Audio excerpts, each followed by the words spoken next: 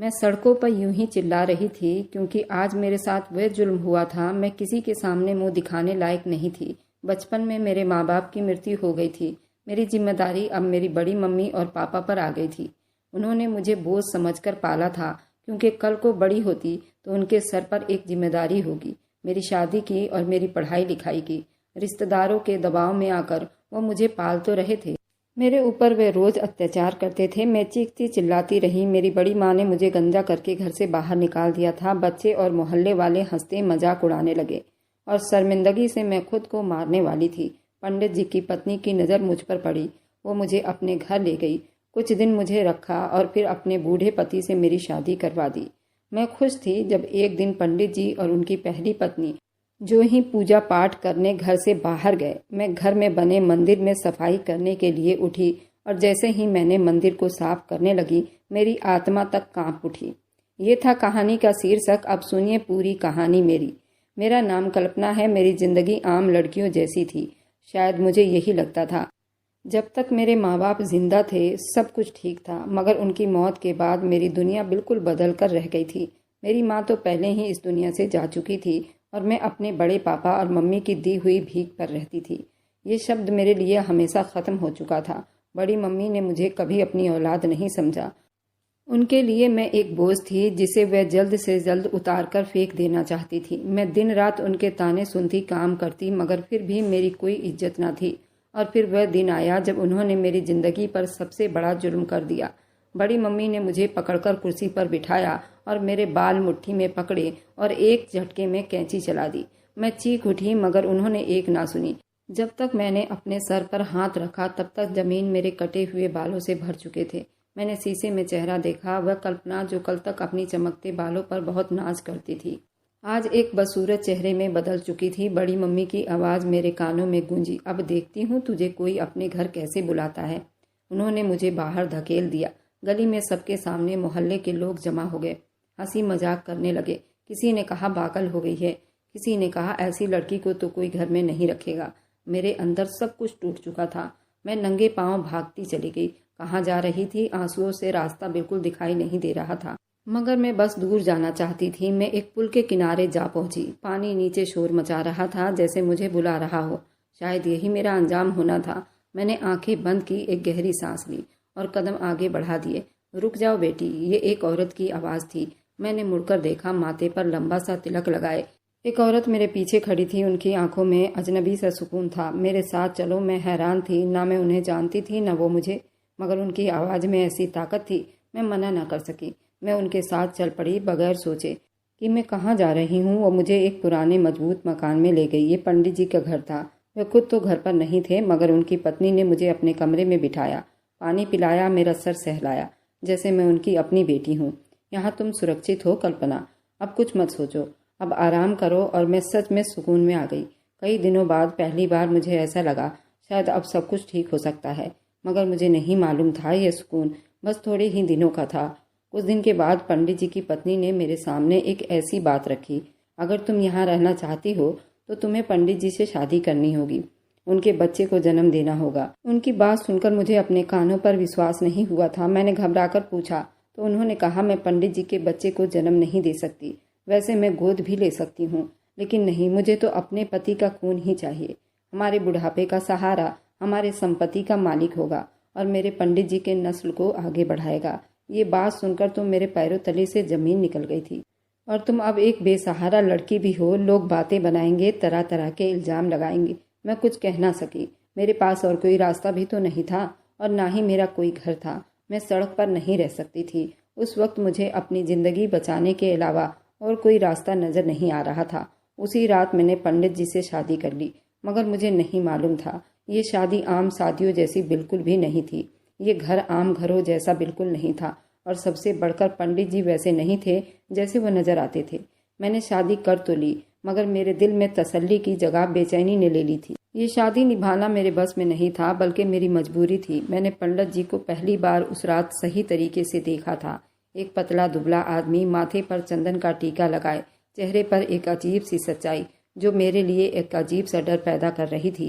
पंडित जी के अंदर शादी के बाद ना कोई खुशी दिखाई दी, ना ही उन्होंने कुछ कहा। बस सर हिलाकर अपनी पत्नी को इशारा किया, कमरे से निकल गए। मुझे नहीं मालूम था, शायद उनका ये व्यवहार उनके तबीयत का हिस्सा था। ये मेरे लिए खास था। दिल ही दिल में भगवान से प्रार्थना कर रही थी सब कुछ नॉर्मल हो जाए, मगर ये घर आम घरों जैसा बिल्कुल भी नहीं था। शादी के बाद मैं पंडित जी के घर के बारे में जानने लगी। ये एक पुराना मगर ठोस मकान था। बड़ा सा आंगन, ऊंची छत, लकड़ी के भारी दरवाजे, दीवारों पर सजी पुरानी भगवान की तस्वीरें। बाहर से एक आस्था का प्रतीक लगता था, मगर अंदर की हवाएं किसी ऐसे राज में उबलती महसूस होती थी। सबसे पहले अजीब बात ये थी कि पंडित जी का ज्यादातर टाइम घर से बाहर ही बीतता था। वह सुबह पूजा आराधना के लिए घर से बाहर निकल जाते और अक्सर रात गए लौटते थे। उनकी पत्नी भी ज्यादा बातें नहीं करती थी, और जब भी मैं कोई सवाल करती या तो पंडित जी की पत्नी टाल देती या नजरें चुरा लेती। पंडित जी कहाँ जाते, मैंने एक दिन हिम्मत करके पूछा था।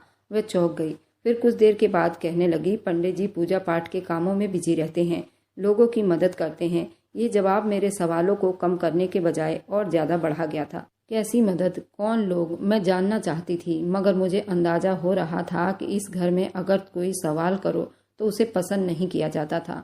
यहाँ एक कमरा था जो हमेशा बंद रहा करता था। मैंने कई बार उसका दरवाजा खोलने की कोशिश की, मगर वो हमेशा बंद ही रहता। एक बार पंडित जी घर पर नहीं थे। मैंने उनकी पत्नी से पूछा, ये कमरा किसका है? उनके चेहरे पर एक पल के लिए डर के साए लहराए, मगर जल्दी ही खुद को संभाल लिया। तुम्हें उस कमरे से कोई मतलब नहीं होना चाहिए कल्पना, तुम वहां मत जाना। उनके मुंह से निकला हुआ शब्द इतने गुस्से में था, मैं और ज्यादा कुछ पूछने की हिम्मत ना कर सकी।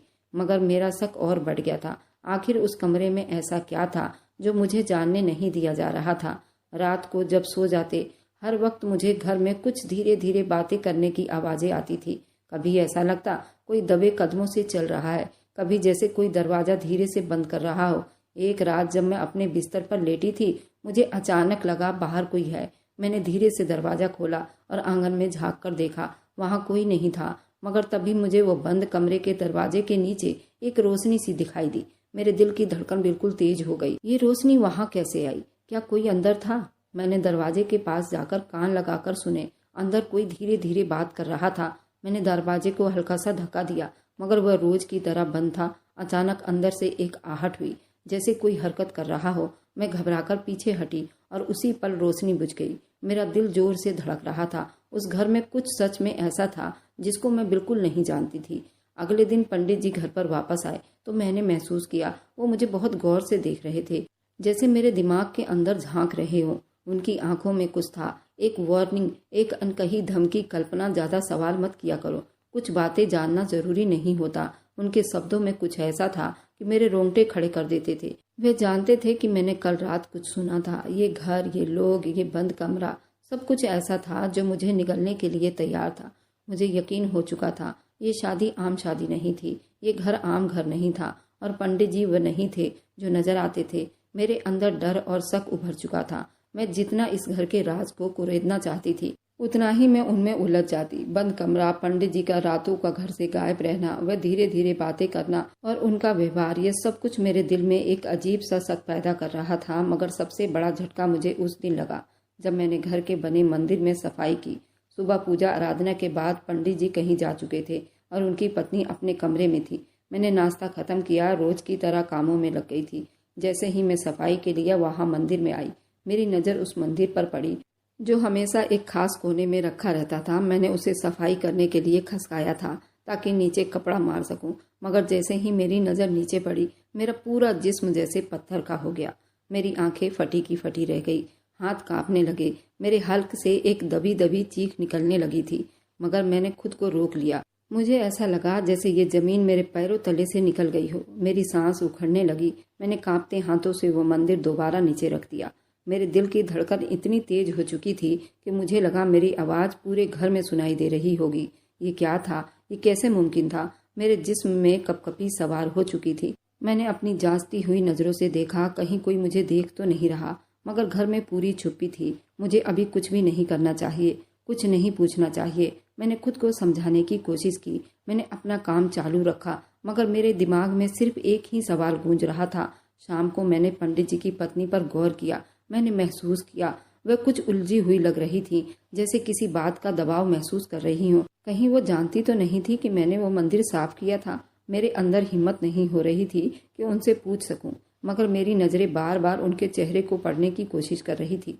अचानक वो मेरी तरफ ध्यान दी और बोली, कल्पना, आज तुम कुछ परेशान लग रही हो, सब ठीक है ना? मेरा दिल जोर से धड़कने लगा। शायद मेरा इम्तिहान ले रही थी। मैंने खुद को संभाला और धीरे से कहा, जी मैं ठीक हूँ, बस जरा थकन हो रही है। उन्होंने मुझे गौर से देखा, जैसे मेरे चेहरे से सच्चाई पढ़ने की कोशिश कर रही हो। फिर धीरे से बोली, यहाँ ज़्यादा चीज़ों के बारे में सोचने की ज़रूरत नहीं है कल्पना। देखो, वो सब बातें भूल जाओ और सुनो, ज़्यादा फालतू बातें अपने दिमाग में मत भरा करो। मेरे हाथ पैर बर्फ हो गए थे। रात के टाइम पंडित जी घर पर वापस आए।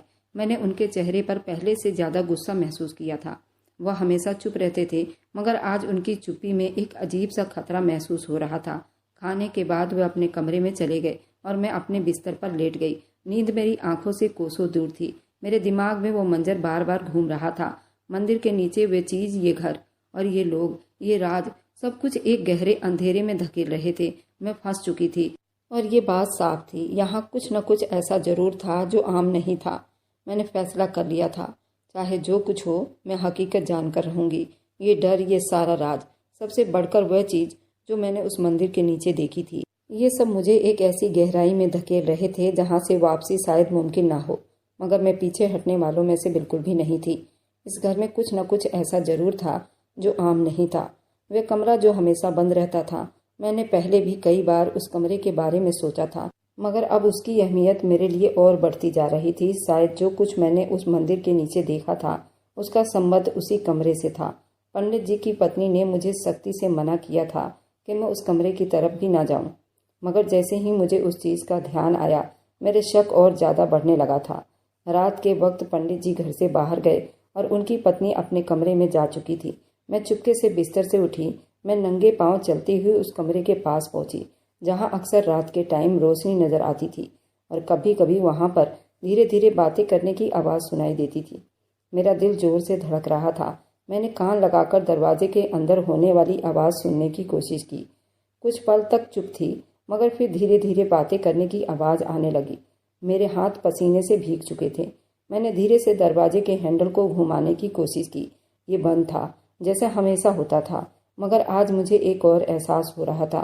मैं वहाँ कुछ देर खड़ी रही, मगर फिर अचानक अंदर से एक आहट हुई, जैसे किसी ने दरवाजे के पास आकर कदम रखा हो। मेरा दिल हलक में आ गया था और मैं जल्दी वहाँ से पलटकर अपने कमरे की तरफ भाग आई। अगले दिन जब मैं नाश्ते के लिए उनके बीच में बैठी थी, तो मैंने एक बात नोट की। वो मुझे गौर से देख रही थी। कल्पना, कल रात तुम कहाँ थी? मैंने चौंक कर उनकी तरफ देखा। कहीं भी नहीं, मैं तो अपने कमरे में थी, मैंने घबराकर कहा। उन्होंने अपने होंठ भींच लिए और मैंने उनके आंखों में एक अजीब सा गुस्सा देखा था। तुम्हें अपनी जान प्यारी है तो अपनी हद में रहो। ये सुनकर मेरे बदन में सनसनी दौड़ गई। ये कमरा आखिर किसका था? ये सवाल अब मेरे दिमाग में बार बार गूंज रहा था। उस कमरे में आखिर क्या था जो मुझसे छुपाया जा रहा था? वहाँ कोई था या कोई चीज़ जो आम लोगों के लिए नहीं थी। मैंने सोच लिया था, मैं उस राज से पर्दा उठाकर रहूंगी, चाहे उसकी मुझे कोई भी कीमत चुकानी पड़े। डर और शक और बेयकीनी मेरे दिमाग को और ज़्यादा बेकार कर रहे थे। इस घर में कुछ ऐसा था जो मेरी समझ से बाहर था, और सबसे ज़्यादा हैरान करने वाली वो बात थी, पंडित जी हर रात कहाँ जाते थे। मैंने अब तक उन्हें दिन में बहुत कम ही देखा था। वह सुबह पूजा आराधना के बाद निकल जाते और रात गए लौटते। मैंने उनकी पत्नी से कई बार पूछने की कोशिश की, मगर उनका यही जवाब होता, पूजा पाठ और हवन में बिजी रहते। एक रात जब मैं नींद में लेटी थी, अचानक दरवाजे की चरचराहट सुनाई दी। मैंने चादर के अंदर से देखा, पंडित जी धीरे से बाहर निकल रहे थे। मैंने दिल ही दिल में टाइम देखा, रात के 2 बज रहे थे। ये पहली बार नहीं था वे उस वक्त जा रहे थे, मगर आज मैंने फैसला कर लिया था, उनका पीछा करके रहूंगी। वे कहाँ जाते हैं? मैं जल्दी से अपने पैरों में चप्पल पहने धीरे से दरवाज़ा खोलकर बाहर निकली। उनके कदमों की आवाज़ सुनने की कोशिश की। घर का आंगन पार करके दरवाजे की तरफ जा रहे थे। मैंने अपना सांस रोककर एक कोने में छुप गई थी। जैसे ही वो बाहर निकले, मैं भी उनके पीछे पीछे चलने लगी। गली सुनसान थी, चांदनी रात थी, मगर हवा में एक अजीब सा डर था। पंडित जी तेज कदमों से चल रहे थे और मैं उनके पीछे कुछ दूरी पर थी। वह गलियों में मुड़ गए और फिर एक ऐसी जगह चल पड़े जहां आमतौर पर लोग रात के टाइम नहीं जाते। ये शहर के पुराने शमशान में। मेरी सांस उखड़ने लगी। पंडित जी उस वक्त शमशान में क्यों जा रहे थे? मेरा दिल चाहा था कि वापस पलट जाऊं, मगर मैं जानना चाहती थी ये सब क्या हो रहा है। मैं एक बड़ी सी झाड़ी के पीछे जाकर छुप गई। पंडित जी सीधा एक जलती हुई चिता के पास जाकर रुके, जो शायद अभी अभी जलाकर गए थे। वहां पहले से ही 2-3 आदमी खड़े थे और धीरे धीरे बात कर रहे थे। ये कौन लोग थे? पंडित जी के हाथ में उन लोगों ने आखिर क्या थमाया? मैं पूरी कोशिश कर रही थी कुछ बातें उनकी सुन सकूं, मगर उन लोगों के शब्द मुझे साफ सुनाई नहीं दे रहे थे। फिर मैंने कुछ ऐसा सुना जिसने मेरे बदन में सनसनी दौड़ा दिए। काम खत्म होते ही हमें अलग काम के बारे में सोचना पड़ेगा। हमें और चीज़ों की ज़रूरत पड़ेगी, शायद कुछ लोगों की भी ज़रूरत पड़ेगी। ये लोग किस चीज़ के बारे में बात कर रहे थे? मैंने मुंह पर हाथ रख लिया था, मेरी सांसों की आवाज़ बाहर ना जाए। मेरे अंदर डर की एक लहर दौड़ गई थी। मैं वहां से हिलने वाली थी। अचानक पंडित जी की नज़रें सीधे मेरे छुपने की जगह पर चली गई। अब मेरे दिल की धड़कनें और तेज हो गई थी और मैं वहां एक पल के लिए जम सी गई। मगर पंडित जी ने कुछ पल बाद अपनी नज़रें हटा ली और दोबारा अपने साथियों के साथ ध्यान दिए। मुझे मौका मिला। मैं धीरे से पीछे हटी, दीवार के साथ जा लगी, आगे अंधेरे में गुम होने की कोशिश की और फिर जितनी तेजी से हो सका था मैं घर की तरफ दौड़ पड़ी थी। मैंने घर वापस पहुंचकर दरवाज़ा अंदर से बंद करके अपने कमरे में आ गई। मेरा सांस फूल रहा था, दिल धड़क रहा था और हाथ कांप रहे थे। ये सब क्या था? पंडित जी किस चीज़ में मिले हुए थे? मैंने जो कुछ शमशान में सुना वह किसी घिनौने जुर्म का हिस्सा तो नहीं था। अब मैं और ज़्यादा चुप नहीं रह सकती थी। मुझे उस राज को खोलना था। मगर मैं जानती थी अगर मैंने जरा भी गलत कदम उठाया तो इस घर में मेरी जिंदगी खतरे में पड़ सकती है। रात भर मैं सो न सकी। शमशान में जो कुछ देखा और सुना वह एक पल के लिए भी मेरे दिमाग से नहीं निकल रहा था। मैंने पंडित जी को हमेशा चुप देखा करती थी और वो बिल्कुल गंभीरता से अपने काम को किया करते थे और उनको मैं हमेशा धार्मिक कामों में ही देखा करती थी। मगर जो कुछ मैंने अपनी आंखों से देखा था वह किसी भी तरह एक अच्छे और शरीफ इंसान की तरह नहीं लग रहा था। ये काम खत्म होते ही हमें अगले काम की तैयारी करनी है, ये शब्द मेरे दिमाग में बार बार गूंज रहे थे। सुबह पूजा आराधना की आवाज़ सुनाई दी। मैं कमरे में दुबक कर बैठी और सांस रोककर उनके कदमों की आहट सुनने लगी। वे धीरे से अंदर दाखिल हुए और सीधा अपने कमरे में चले गए। मैंने दबे कदमों से दरवाजे के अंदर झांक कर देखा। पंडित जी अपने जेब से कुछ कागज निकालकर अलमारी में रख रहे थे, फिर स्नान करने चले गए। यही मौका था। मेरे दिल की धड़कन तेज हो रही थी, मगर मैंने अपनी हिम्मत न हारी और धीरे से कमरे में दाखिल हो गई। कमरा बिल्कुल साधारण था। दीवारों पर वही पुरानी भगवान की तस्वीरें बनाई गई थी। एक तरफ लकड़ी की अलमारी खड़ी थी जिसमें पंडित जी की किताबें और सामान रखा हुआ था। मैंने जल्दी से अलमारी खोली। पंडित जी के रखे हुए कागज एक फाइल में बंद थी। मैंने कांपते हाथों से उस फाइल को खोली और पहला पन्ना पढ़ा। यहाँ अलग अलग नामों की लिस्ट थी। हर नाम के साथ एक तारीख लिखी हुई थी और कुछ नाम आगे निशान लगे हुए थे जैसे वो पूरे हो चुके हों। मैंने कुछ नाम को गौर से पढ़ा और फिर मेरे पैरों तले से जमीन निकल गई। ये वही नाम थे जो पहले कुछ महीनों से लापता हो चुके थे। मेरी आंखों के सामने अंधेरा छाने लगा। मैंने जल्दी से फाइल बंद करके वापस रखने लगी, मगर तभी पीछे से एक गुस्सैली आवाज आई, तुम यहाँ क्या कर रही हो? और मेरा जिस्म कांप उठा। पंडित जी की पत्नी दरवाजे पर खड़ी थी। उनकी आंखों में गुस्सा दिखाई दे रहा था। मैंने तुमको क्या कहा था कि तुम्हें इतनी खोजबीन करने की जरूरत नहीं? और ये पल बिल्कुल डरावना था। मैंने हकलाते हुए कहा, मैं बस सफाई कर रही थी। उन्होंने मेरी आंखों में झांक कर धीरे से बोली, कल्पना, अगर तुम्हें अपनी जान प्यारी है तो उन चीज़ों से दूर हो जाओ। यहाँ कुछ और हो रहा है और ये तुम्हारे समझने की चीज़ नहीं। मेरा दिल जोर जोर से धड़क रहा था। मगर ये नाम, ये लोग कौन हैं? मैंने हिम्मत करके पूछा। उन्होंने गहरी सांस ली जैसे कुछ कहना चाहती हो, मगर फिर सर झटक दिया। बस इतना जान लो, ज्यादा जानना तुम्हारे लिए खतरनाक होगा। पंडित जी जो कुछ करते हैं वह सिर्फ भगवान की मर्जी के लिए करते हैं। वह कहकर पलट गई।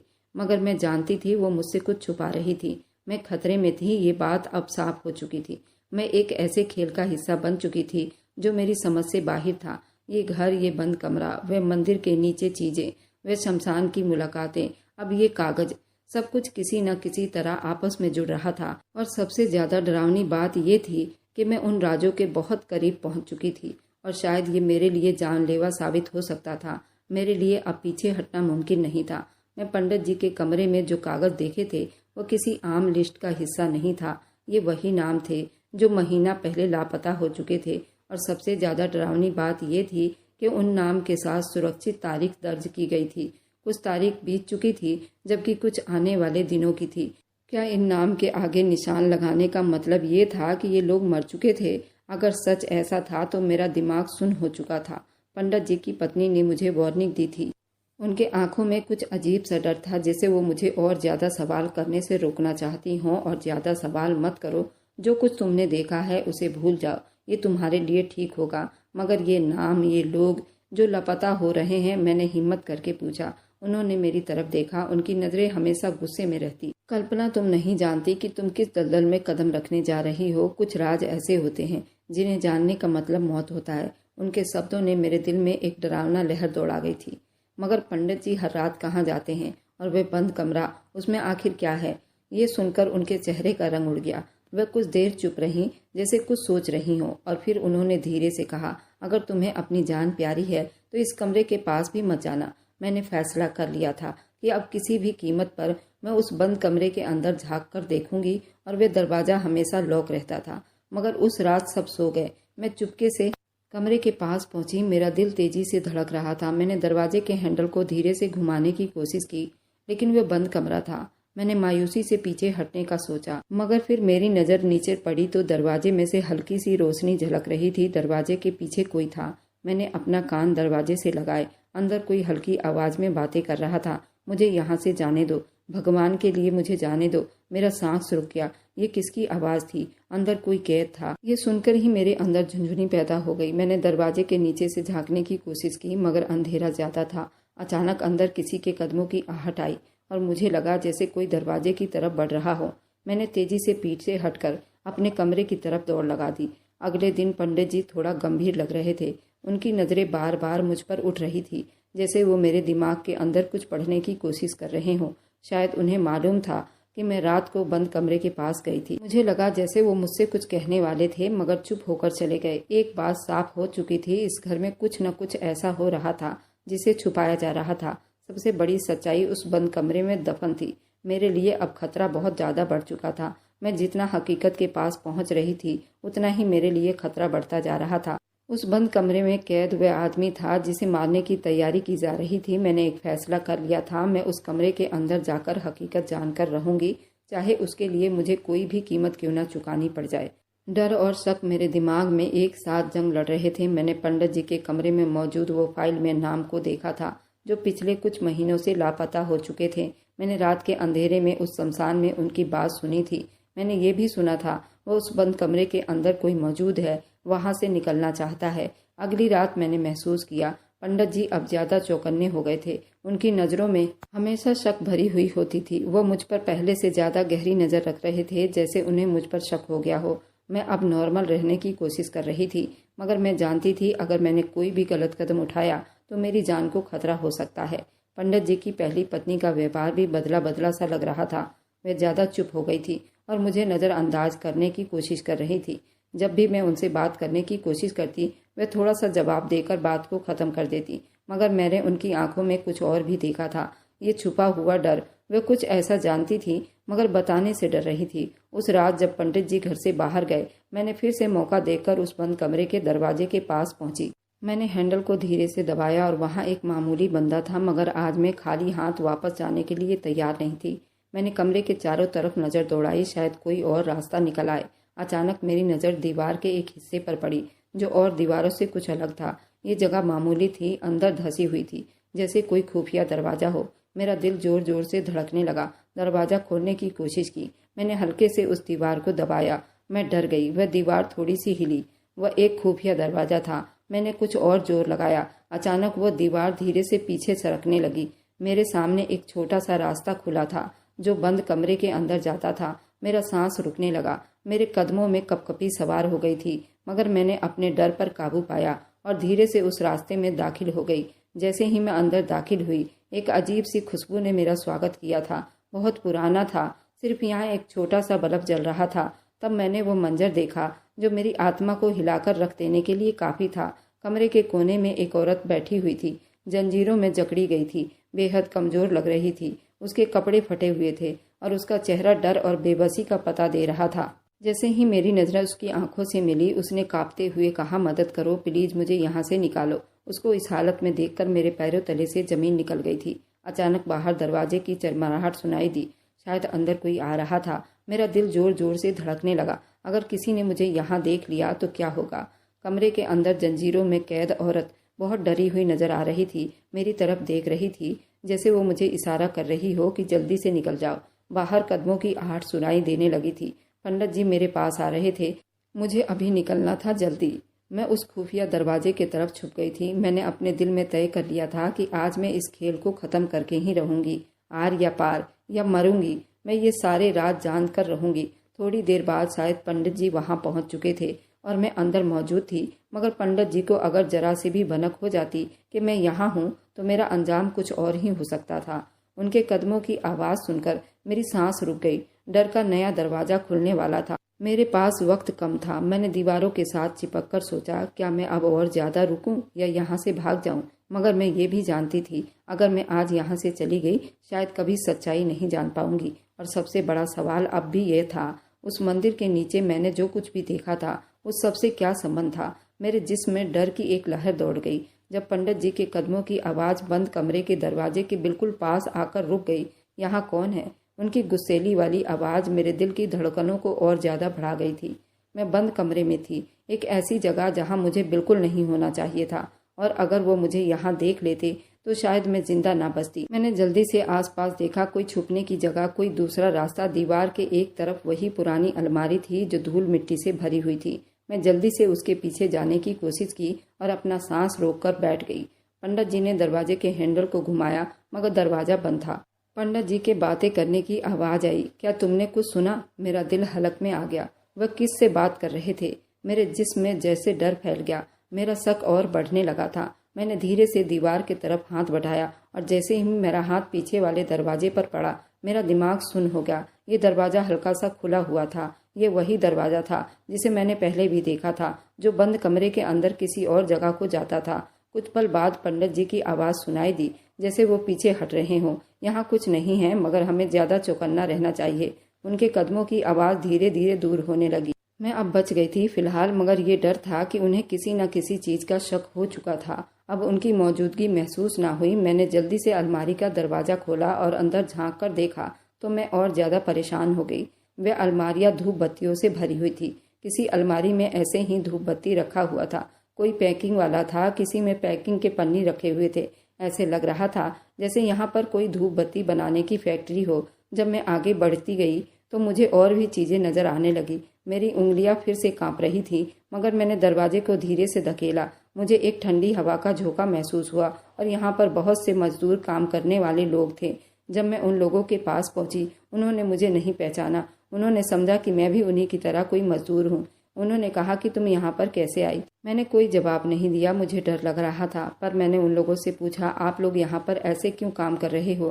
क्या तुम लोगों को इस काम के पैसे मिलते हैं? उन्होंने कहा, नहीं, हम तो सिर्फ ये काम भगवान के नाम पर करते हैं। हमें पैसों की कोई ज़रूरत नहीं। हमें इज्जत मिल रही है, वही बहुत बड़ी बात है। और 2 टाइम का खाना मिलता है और सर छुपाने का छत है। बाहर की दुनिया तो किसी काम की नहीं, एक दूसरे को नोच खाने के लिए तैयार है।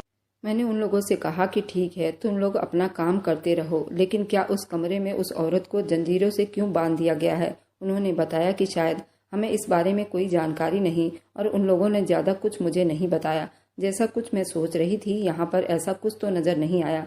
ये लोग जो काम कर रहे थे शायद मजदूर थे, लेकिन मेरा दिमाग अभी भी शांत नहीं हुआ था। वह औरत कौन थी, और शमशान में पंडित जी को वह आदमी इतने सारे पैसे क्यों दे रहे थे? और उस मंदिर के नीचे जो मैंने खजाना देखा था, वह आखिर कहाँ से आया था? क्या पंडित जी 2 नंबर का काम कर रहे थे या कोई गैर कानूनी काम कर रहे थे? इसी 2 चीज़ों में इतने पैसे इंसान के पास आ सकते हैं। मेहनत से कभी इतने सारे पैसे हासिल नहीं की जा सकती। अगर वो मेहनत के पैसे थे तो इस तरह छुपाए क्यों गए थे? पंडित जी की एक आवाज़ ने मेरी सांस रोक दी। ये सब क्या है? आप उन लोगों के साथ क्या कर रहे हैं? मैंने कांपती आवाज़ में कहा। उन्होंने धीरे धीरे मेरे पास आना शुरू किया। उनके चेहरे पर बहुत गुस्सा था, बस एक अजीब सी चुप्पी थी, जैसे वो कुछ सोच रहे हो। तुम गलत चीज़ों पर ध्यान दे रही हो कल्पना। जो तुम देख रही हो वही सच नहीं होता। मगर ये नाम, ये लापता लोग और वे औरत कहाँ गई जिसको जंजीरों से बांध कर रखा था? मैं कमरे के तरफ इशारा किया। पंडित जी कुछ पल चुप रहे, फिर गहरी सांस लेकर बोले, तुम्हें आज सब कुछ पता चल जाएगा, मगर शर्त यह है कि तुम मुझ पर भरोसा करोगी और मेरे साथ चलोगी। कहाँ? मैंने शक भरी नज़रों से पूछा। उस बंद कमरे के पीछे। मेरे कदम पीछे हटे। मैं आप पर भरोसा कैसे कर सकती हूँ? अगर मैं तुम्हें नुकसान पहुँचाता तो अब तक पहुंचा चुका होता, मगर सच्चाई तुम्हें खुद भी देखनी होगी। मेरे पास 2 रास्ते थे। मैं भागने की कोशिश करती, मगर पंडित जी मुझे रोक सकते थे। मैं उनके साथ जाती और खुद देखती कि आखिर वे क्या छुपा रहे थे। मेरे दिमाग में अब भी यही था कि वह किसी खतरनाक साजिश में मिले हुए हैं।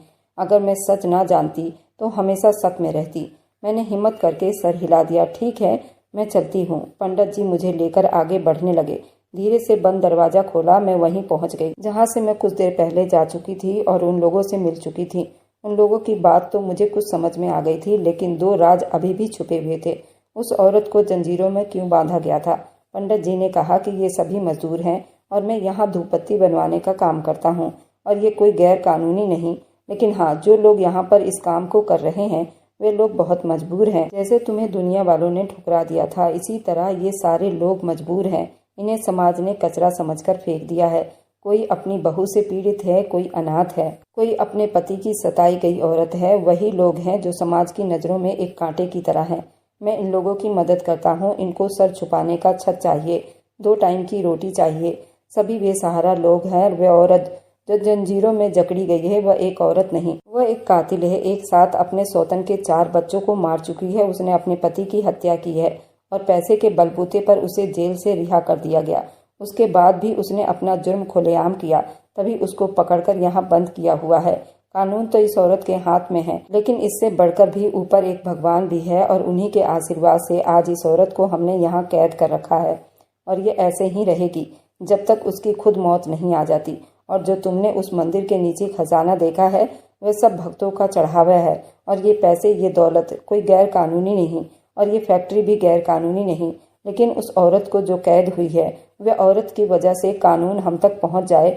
लेकिन ये जब मुमकिन होगा जब तुम कुछ बाहर जाकर कहोगी, मेरी पत्नी ने तुमसे शादी इसलिए करवाई क्योंकि मेरी पत्नी बच्चे को जन्म नहीं दे सकती और उसे अपना वारिस चाहिए और तुम मुझे अभी भी बच्ची नजर आती हो, इसलिए मैंने तुमसे ऐसी कोई संबंध नहीं बनाया। मुझे भी बच्चे की चाहत है, लेकिन तुम्हारे अनुमति के बिना मैं तुमसे कुछ भी उम्मीद नहीं करूंगा। इसलिए आज तक मैंने तुमसे दूरी बनाकर रखा और जो तुमने नामों की लिस्ट पढ़ी है वो वही लोग हैं जो मजदूर हैं और घर के सताए हुए हैं। हम उनको महीने का तनख्वाह भी देते हैं। उनके महीने की तनख्वाह, उनका नाम उस लिस्ट में दर्ज है। और जो शमशान में लोगों ने मुझे पैसे दिए थे वह भी अर्थी के ऊपर चढ़ाए गए पैसे थे। मैं उन पैसों की गरीबों की ही मदद करता हूँ और उस फैक्ट्री को चलाता हूँ। उन सभी पैसों से मैं गरीबों की देखभाल करता हूँ। मैं चाहता हूँ कि तुम फैसला करो, क्या इस मिशन का हिस्सा बनोगी या ये राज दुनिया को बताकर उन सबकी जिंदगियों को खतरों में डालोगी? मेरे सामने एक फैसला था, क्या मैं चुप रहकर उन बेसहारों की रक्षा करूं, ये राज दुनिया को बताकर उन सबको खतरे में डाल दूं? सांसें अब उखड़ रही थी, मगर मैं जानती थी ये कहानी मेरे हाथ में है। अब मुझे फैसला करना था। ये फैसला अब सब कुछ बदल कर रख देगा। मेरे दिमाग में एक तूफान उठा था। मैं पंडित जी को एक कातिल समझती थी। मैंने उन्हें एक जालिम आदमी समझा था, पर वे तो मासूम लोगों की मदद कर रहे थे, उन्हें नई जिंदगी दे रहे थे, उनकी मदद कर रहे थे ताकि अपने जालिम रिश्तेदारों की पहुंच से दूर हो जाएं। कल्पना, तुम सब कुछ जान चुकी हो, अब फैसला तुम्हारे हाथ में है। पंडित जी ने कहा। मेरे सामने 2 रास्ते थे। मैं चुप रहूं, पंडित जी के राज की रक्षा करूं, उन बेसहारा लोगों को बचाने में उनका साथ दूं, मैं ये सब दुनिया के सामने ले आऊं, पुलिस को बता दूं और कानून को अपना काम करने दूं। मैं क्या करूं? मैंने उन औरतों की तरफ देखा जो बहुत डरी हुई आंखों से मुझे देख रही थी। अगर मैं दुनिया को बता दूं तो क्या होगा? मैंने धीमे शब्दों में पूछा। पंडित जी ने गहरी सांस ली। अगर पुलिस को मालूम हो जाए कि हम उस औरत को छुपा रहे हैं तो वह औरत यहाँ से आज़ाद हो जाएगी। मैंने एक औरत की तरफ देखा जो रो रही थी। मेरा बाप और भाई मुझे मारने के लिए दौड़े थे। अगर मैं वापस चली गई तो वो मेरी लाश भी नहीं छोड़ेंगे। मैंने अपनी मुट्ठियां जोर से बंद कर ली। ये इंसाफ नहीं था। कानून उन लोगों को बचाने के बजाय उन्हीं के कातिलों के हवाले कर देना जहाँ से वो भाग कर आए थे। मैं किसी को कुछ नहीं बताऊंगी, पंडित जी। मेरी आंखों में देखा और उनकी नज़रों में एक नरम मुस्कुराहट उभर आई। ये आसान रास्ता नहीं है कल्पना। अगर तुम हमारे साथ काम करोगी तो हमारी अपनी जान भी खतरे में होगी। मैंने सर उठाया। अगर मैं चुप रही तो और कितनी लड़कियां मार दी जाएंगी। मैं नहीं चाहती कि और कोई कल्पना जैसी जिंदगी बिताए जैसे मैंने बिताई थी। पंडित जी ने सर हिलाया। तो फिर आज से तुम हमारे मिशन का हिस्सा हो। ये कहानी यहाँ खत्म नहीं हुई। मैं पंडित जी के साथ उन लोगों को बचाने का वादा किया जिन्हें जमाना मिटा देना चाहती थी। मैंने अपनी जिंदगी एक नए मकसद के लिए कुर्बान कर दी। ये दुनिया सच और झूठ के बीच उलझी रहेगी, मगर मैंने सच का साथ देने का फैसला किया था। ये एक नई शुरुआत थी। ये आप बीती जो आखिर में एक बड़ी समस्या की हकीकत को बेनकाब करती है। हमेशा वही सच नहीं होता जो हमें नजर आता है। चुप रहना एक जुर्म हो सकता है, मगर कभी कभी सच छुपाना भी किसी की जिंदगी बचा सकता है। कल्पना ने सच जाना और उसके बाद एक बड़ा फैसला किया। ये फैसला जो न सिर्फ उसकी जिंदगी बल्कि कई जिंदगियों को बचा सकता था। अगर आप लोग मेरी जगह होते तो क्या करते? क्या पुलिस को जाकर सब कुछ सच बता देते या फिर मेरी तरह चुप रहते और पंडित जी के साथ कदम से कदम मिलाकर चलते? मुझे आपके कमेंट का इंतजार रहेगा। क्या मैंने अपने लिए सही फैसला किया है या नहीं, मैं आप लोगों से जानना चाहती हूँ। कमेंट में मुझे ज़रूर लिखिएगा। आपके कमेंट का मुझे बेसब्री से इंतजार रहेगा। और मेरी वीडियो जहाँ कहीं से भी आप लोग देखते हैं, कमेंट में अपने शहर और राज्य का नाम ज़रूर बताइए। मुझे आप लोगों के कमेंट पढ़ने में बहुत आनंद आता है और उन सभी का मैं बहुत बहुत धन्यवाद करना चाहती हूँ जो लोग मेरी वीडियो को देखते हैं, लाइक करते हैं और शेयर करते हैं। अगर आपको आज की कहानी पसंद आई है तो वीडियो को ज़रूर लाइक कीजिएगा और अपने दोस्तों के साथ शेयर भी कीजिएगा। और हाँ, अगर आपने अभी तक हमारे चैनल को सब्सक्राइब नहीं किया है तो ज़रूर सब्सक्राइब कर लीजिए। मिलते हैं हम अपनी कल की एक और नई दिलचस्प कहानी के साथ। मुझ पर सदा अपना प्यार और स्नेह बनाए रखें। सभी को मेरा प्यार भरा नमस्कार दोस्तों। खुश रहें, स्वस्थ रहें, मस्त रहें।